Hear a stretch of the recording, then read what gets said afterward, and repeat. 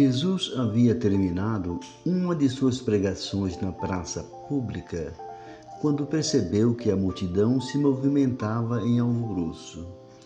Alguns populares mais exaltados prorrompiam em gritos, enquanto uma mulher ofegante, cabelos desgrenhados e faces macilentas se aproximava dele com a súplica de proteção a lhe sair dos olhos tristes. Os muitos judeus ali aglomerados excitavam um ânimo geral, reclamando o apedrejamento da pecadora na conformidade das antigas tradições. Solicitado então para se constituir juiz dos costumes do povo, o mestre exclamou com serenidade e desassombro, causando estupefação aos que o ouviam: aquele que estiver sem pecado, atire a primeira pedra. Por toda a assembleia se fez sentir uma surpresa inquietante. As acusações morreram nos lábios dos mais exaltados. A multidão ensimesmava-se para compreender a sua própria situação. Enquanto isso, o mestre punha-se a escrever no solo despreocupadamente. Aos poucos, o local ficava quase deserto. Apenas Jesus e alguns discípulos lá se conservavam, tendo ao lado a mulher a ocultar as faces com as mãos. Em dado instante, o mestre divino ergueu a fronte e perguntou à infeliz: mulher, onde estão seus juízes? Observando que a pecadora lhe respondia com um olhar reconhecido, onde as lágrimas jorravam, num misto de agradecimento e alegria, Jesus continuou: ninguém te condenou? Eu também não te condeno. Vai e não peques mais. A infeliz criatura retirou-se, experimentando uma sensação nova no espírito. A generosidade do Messias lhe iluminava o coração em claridades vivas que lhe banhavam a alma toda. Mas, enquanto a pecadora se retirava, presas a intensas alegrias, os poucos discípulos que se encontravam junto do Senhor não conseguiam ocultar a estranheza que lhe causara o gesto. Por que não condenar a ele aquela mulher de vida censurável aos olhos de todos? Não se tratava de uma adúltera? Nesse ínterim, João se aproximou e interrogou: mestre, por que não condenaste a meretriz de vida infame? Jesus olhou o discípulo com olhar calmo e bondoso e redarguiu: quais as razões que te aduzes a favor dessa condenação? Sabes o motivo que essa pobre mulher se prostituiu? Terás sofrido alguma vez a dureza das vicissitudes que ela atravessou em sua vida? Ignoras o vulto das necessidades e das tentações que a fizeram sucumbir ao meio do caminho? Não sabes quantas vezes tem sido ela objeto de escárnio dos pais, dos filhos e dos irmãos e das mulheres mais felizes? Não seria justo agravar-lhe os padecimentos infernais da consciência pesarosa e sem rumo? Entretanto, exclamou João, defendendo os princípios da lei antiga, ela pecou e fez jus à punição. Não está escrito que os homens pagarão ceitil por ceitil aos seus próprios erros? O mestre sorriu sem se perturbar e esclareceu: ninguém poderá contestar que ela tenha pecado? Quem estará irrepreensível na face da terra? Há sacerdotes da lei, magistrados e filósofos que se prostituíram suas almas por mais baixo preço. Contudo, ainda não lhes vi os acusadores. A hipocrisia costuma grimpear impune enquanto se atiram pedras ao sofrimento. João, o mundo está cheio de túmulos caiados. Deus, porém, é o Pai de infinita bondade que aguarda os filhos pródigos em sua casa. Poder-se-ia desejar para a pecadora humilde tormento maior do que aquele que ela própria se condenou por tempo indeterminado? Quantas vezes lhe tem faltado pão à boca faminta, ou a manifestação de um carinho sincero à alma angustiada? Raras dores do mundo serão idênticas às agonias de suas noites silenciosas e tristes. Esse, o seu doloroso inferno, sua aflitiva condenação, é que, em todos os planos da vida, o Instituto da Justiça Divina funciona naturalmente com seus princípios de compensação. Cada ser traz consigo a fagulha sagrada do Criador e erige dentro de si o santuário de sua presença ou a muralha sombria da negação. Mas só a luz e o bem são eternos. Um dia, todos os redutos do mal cairão para que Deus resplandeça no espírito de seus filhos. Não é para ensinar outra coisa que está escrito na lei. Vós sois deuses. Porventura, não sabes que a herança de um pai se divide entre os filhos em partes iguais? As criaturas transviadas são as que não souberam entrar na posse do seu quinhão divino, permutando pela satisfação de seus caprichos no desregramento ou no abuso, na egolatria ou no crime, pagando alto preço pelas suas decisões voluntárias. Examinada a situação por esse prisma, temos de reconhecer no mundo uma vasta escola de regeneração, onde todas as criaturas se reabilitam da traição aos próprios deveres.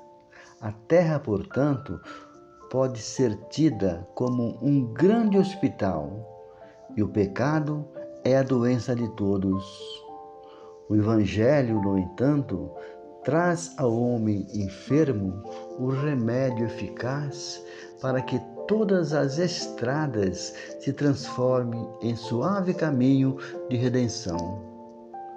É por isso que não condeno o pecador para afastar o pecado e, em todas as situações, prefiro acreditar no bem.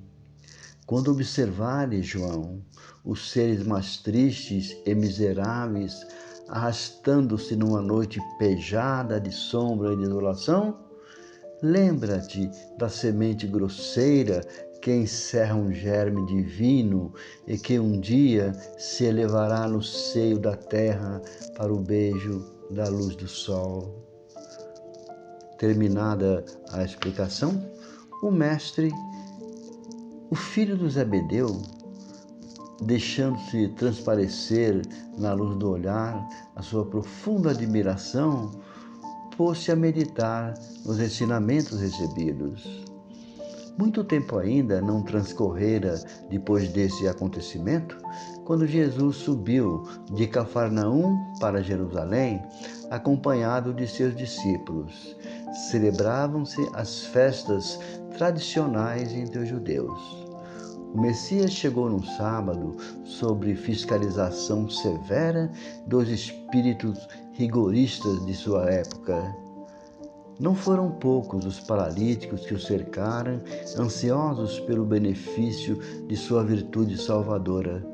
Escandalizando os fanáticos, o Mestre curava e consolava.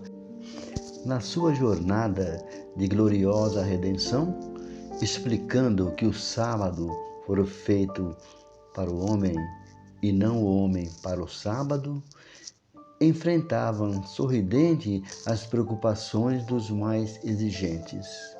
Vendo tantos cegos, aleijados, aglomerado à passagem, Tiago interpelou: Mestre, sendo Deus tão misericordioso, por que pune seus filhos com defeitos e moléstias tão horríveis? Acreditas, Tiago, respondeu Jesus, que Deus desça de sua sabedoria e de teu amor para punir seus próprios filhos?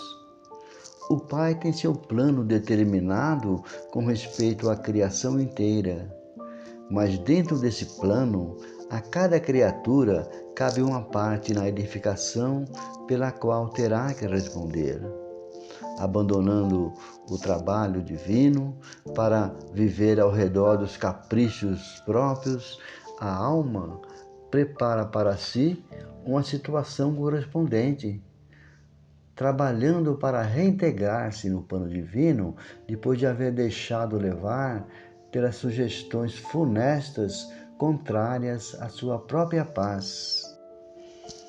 João compreendeu que a palavra do Messias era a confirmação dos sentimentos que já ouvira de seus lábios, na tarde em que a multidão exigia o apedrejamento da pecadora.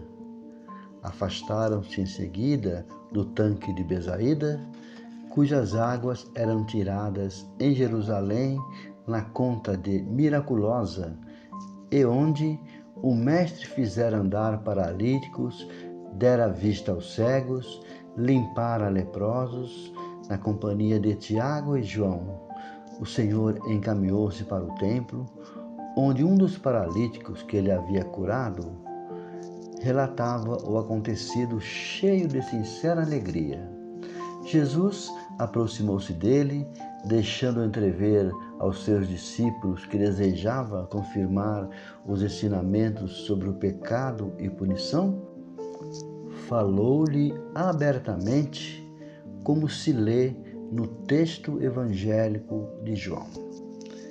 Eis que estás são, não peques mais, para que não te sucedas coisa pior. Desde que estes ensinos foram dados, novas ideias de fraternidade povoaram o mundo. O respeito aos transviados, aos criminosos e aos inimigos, atingindo a própria organização política dos estados. O Império Romano vulgarizaria os mais nefandos processos de regeneração ou de vingança. Escravos ignorantes eram pastos de feras nos divertimentos públicos pelas faltas mais insignificantes nas casas dos patrícios. Só de uma vez, 30.000 desses servos a quem se negava qualquer bem do espírito foram crucificados numa festa próxima aos soberbos arquedutos da Via Ápia. Os açoites humilhantes eram castigo suave. Entretanto, desde a tarde em que Jesus se encontrou com a pecadora diante da multidão, um pensamento novo entrou a dominar aos poucos o espírito do mundo. A substância evangélica do ensino inovidável penetrou o aparelho judiciário de todos os povos. A sociedade começou a compreender suas obrigações e procurou segregar o criminoso como se isola um doente, buscando-lhe auxiliar-lhe na reforma definitiva por todos os meios ao seu alcance. Os menores delinquentes foram amparados pelas inúmeras escolas de regeneração. Todo o sistema da justiça humana evoluiu para o princípio da magnanimidade e os juízes modernos, lavrando suas sentenças sem nunca haverem manuseados o Novo Testamento, talvez ignorem que procedem assim por ter sido Jesus o grande reformador da criminologia. Capítulo 14. A lição a Nicodemos. Em face dos novos ensinamentos de Jesus, todos os fariseus do templo se tomavam de grandes cuidados pelo seu extremado apego aos textos antigos. O mestre, porém, nunca perdeu o ensejo de esclarecer as situações mais difíceis com a luz da verdade que sua ampla palavra divina trazia ao pensamento do mundo. Grande número de doutores da lei não conseguiam ocultar o seu descontentamento, porque, não obstante as suas atividades derrotistas, continuavam as ações generosas de Jesus, beneficiando os aflitos e os sofredores. Discutiam os novos princípios no grande templo de Jerusalém, nas suas praças públicas e nas sinagogas. Os mais humildes e pobres viam no Messias o emissário de Deus, cujas mãos repartiam em abundância os bens da paz e da consolação. As personalidades mais importantes temiam-no. É que o profeta não se deixava seduzir pelas grandes promessas que se faziam com referência ao futuro material. Jamais temperava a sua palavra de verdade com a conveniência do comodismo da época. Apesar de magnânimo para com todas as faltas alheias, combatia o mal com tão intenso ardor que para logo se fazia objeto de hostilidade para todas as intenções inconfessáveis. Mormente em Jerusalém, que com seu cosmopolitismo era um expressivo retrato do mundo, as ideias do Senhor acendia as mais apaixonadas discussões. Eram populares que se entregavam à apologia franca da doutrina de Jesus, servos que o sentiam com todo o calor do coração reconhecido, sacerdotes que o combatiam abertamente, convencionalistas que não o toleravam, indivíduos abastados que se insurgiam contra seus ensinos. Todavia, sem embargo das dissensões naturais que precedem o estabelecimento definitivo das ideias novas, alguns espíritos acompanhavam o Messias, tomados de vivo interesse pelos seus elevados princípios. Entre esses figurava Nicodemos, fariseu notável pelo seu coração bem formado e pelos dotes da inteligência. Assim, uma noite, ao cabo das grandes preocupações e longos raciocínios, procurou Jesus em particular, seduzido pela magnanimidade de suas ações e pela grandeza de sua doutrina salvadora. O mestre estava acompanhado apenas de dois dos discípulos e recebeu a visita com a sua bondade costumeira. Após a saudação habitual e revelando as suas ânsias de conhecimento, depois de fundas meditações, Nicodemos dirigiu-lhe respeitoso: Mestre, bem sabemos que vinde de Deus, pois somente com a luz da assistência divina poderíeis realizar o que tendes efetuado, mostrando o sinal do céu em vossas mãos. Tenho empregado a minha existência para interpretar a lei, mas desejava receber a vossa palavra sobre os recursos de que deverei lançar para conhecer melhor o reino de Deus. O mestre sorriu bondosamente e esclareceu. Primeiro de tudo, Nicodemos, não basta que tenha vivido a interpretar a lei.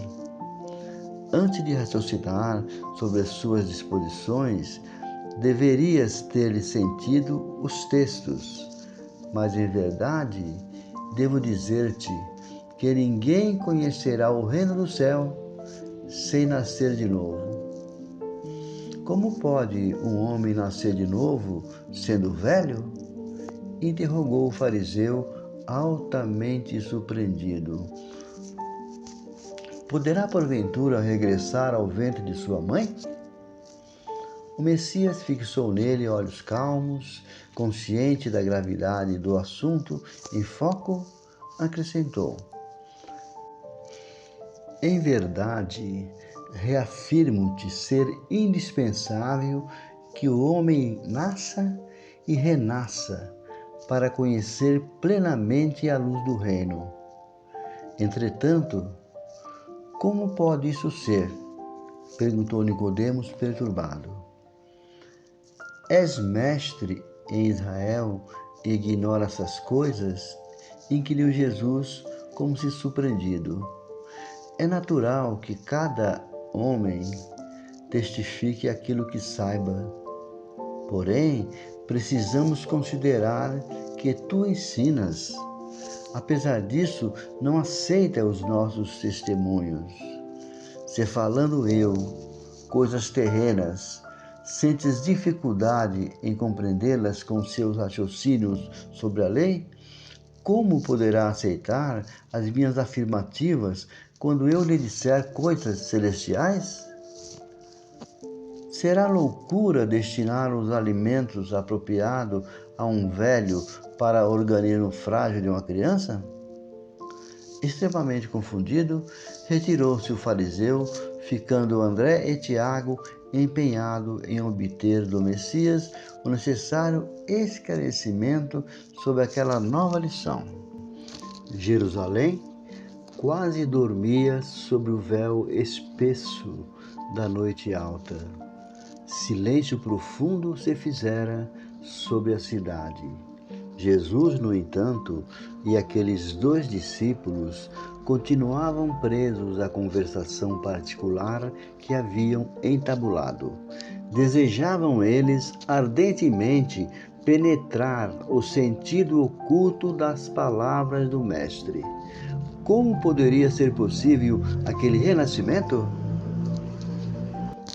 Não obstante os seus conhecimentos, também partilhavam da perplexidade que levara Nicodemos a se retirar profundamente surpreendido. Por que tamanha admiração em face destas verdades? Perguntou-lhe Jesus bondosamente. A árvore não renasce depois de podada? Com respeito aos homens, o processo é diferente, mas o espírito de renovação é sempre o mesmo. O corpo é uma veste, o homem é seu dono. Toda roupagem material acaba rota, porém, o homem que é filho de Deus encontra sempre em seu amor o elemento necessário à mudança do vestuário. A morte do corpo é essa mudança indispensável, porque a alma caminhará sempre por meio de outras experiências até que consiga a imprescindível provisão de luz para a estrada definitiva do reino de Deus, com toda a perfeição conquistada ao longo dos rudes caminhos. André sentiu que uma nova compreensão lhe felicitava ao espírito simples e perguntou: Mestre, já que o corpo é uma roupa material das almas, por que não somos todos iguais no mundo? Vejo os belos jovens junto de aleijados e paralíticos. Acaso não tenho ensinado, disse Jesus, que tem que chorar todo aquele que se transforma em instrumento de escândalo? Cada alma conduz consigo mesma o inferno ou o céu que edificou no âmago da consciência. Seria justo conceder-se uma segunda veste mais perfeita e mais bela ao espírito rebelde que estragou a primeira? Que diríamos da sabedoria do nosso Pai se facultasse as possibilidades mais preciosas aos que as utilizaram na véspera para roubo, assassínio, a destruição? Os que abusaram da túnica da riqueza vestirão depois as dos flâmulos, e escravos mais humildes, como as mãos que feriram, podem ser cortadas. Compreendo agora o mecanismo do resgate, murmurou Tiago, externando a alegria do seu entendimento. Mas observo que, desse modo, o mundo precisará sempre do clima do escândalo e do sofrimento, desde que o devedor, para saldar seu débito, não poderá fazê-lo sem que o outro lhe tome o lugar com a mesma dívida. O mestre apreendeu a amplitude da objeção e esclareceu aos discípulos perguntando: dentro da lei de Moisés, como se verifica o processo da redenção? Tiago meditou um instante e respondeu: também na lei de Moisés está escrito que o homem pagará olho por olho, dente por dente. Também tu, Tiago, está procedendo como Nicodemos, replicou Jesus com um generoso sorriso. Como todos os homens, aliás, tens raciocinado, mas não tens sentido. Ainda não ponderaste, talvez, que o primeiro mandamento da lei é uma determinação de amor. Não adulterarás, não cobiçarás. Está amar a Deus sobre todas as coisas, de todo o coração e de todo o entendimento. Como poderá alguém amar o Pai, aborrecendo-lhe a obra? Contudo, não estranho a exiguidade da visão espiritual. Como examinaste o texto das obras dos profetas? Todas as criaturas hão feito o mesmo, investigando as revelações do céu com o egoísmo que lhe és próprio. Organizam a justiça como o edifício mais alto do idealismo humano. Entretanto, coloco o amor acima da justiça e tenho ensinado que só ele cobre multidão de pecados. Se nós nos prendemos à lei de Tailão, somos obrigados a reconhecer que onde existe um assassino, mais tarde um homem que necessita de ser assassinado. Como a lei do amor, porém, compreendemos que o verdugo é a vítima, são irmãos, filhos de um mesmo Pai. Basta que ambos sintam para que a fraternidade divina afaste os fantasmas dos escândalos e dos sofrimentos. Ante as elucidações do Mestre, os dois discípulos estavam maravilhados. Aquela lição profunda esclarecia-os para sempre. Tiago então aproximou-se e sugeriu a Jesus que proclamasse aquelas verdades novas na pregação do dia seguinte. O mestre dirigiu-lhe um olhar de admiração e perguntou: será que não compreendeste? Pois um doutor da lei saiu daqui sem que eu lhe pudesse explicar toda a verdade. Como queres que eu proceda de modo ao contrário para a compreensão simplista do espírito popular? Alguém constrói uma casa iniciando pelo teto o trabalho? Além disso, mandarei mais tarde o Consolador, a fim de esclarecer e dilatar meus ensinos. Eminentemente impressionados, André e Tiago calaram as derradeiras interrogações. Aquela palestra particular entre o Senhor e os discípulos permanecia guardada na sombra da leve noite em Jerusalém. Mas a lição a Nicodemos estava dada. A lei da reencarnação estava programada para sempre no Evangelho do Reino.